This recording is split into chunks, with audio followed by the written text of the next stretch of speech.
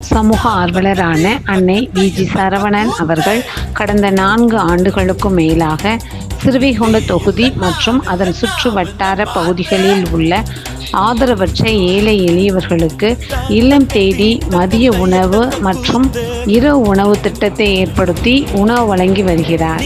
இந்நிலையில் தமிழக வெற்றிக் கழகத்தின் ஐம்பெரும் கொள்கை தலைவர்களுள் ஒருவரான சமூக ஆர்வலர் அஞ்சலை அம்மாளை கொள்கை தலைவராக அறிவித்ததன் ஏற்பால் தமிழக வெற்றிக் கழகத்துடன் இணைந்து தமிழக வெற்றிக் கழக தலைவர் தளபதி திரு விஜய் அவர்களின் ஆசியுடன் கழக பொதுச் செயலாளர் அண்ணன் புசியன் ஆனந்த் அவர்களின் வழிகாட்டுதலின்படியும் 17/10/2025 இன்று 1221வது நாளாக ஏரல், ஒண்டியலூர், ஸ்ரீவைகுண்டம், கோட்டைக்காடு, சிறுதண்டநல்லூர் மற்றும் கீழமங்கலக்குறிச்சி அதன் சுற்று வட்டார பகுதிகளில் உள்ள 161 ஆதரவற்ற ஏழை எளியவர்களுக்கு தமிழக வெற்றிக் கழகம் தூத்துக்குடி மேற்கு மாவட்டம் சமூக ஆர்வலரான அன்னை வி.ஜி. சரவணன் அவர்களின் சார்பில் மதிய உணவாக முட்டையுடன் கூடிய சாம்பார் சாப்பாடு வழங்கப்பட்டது.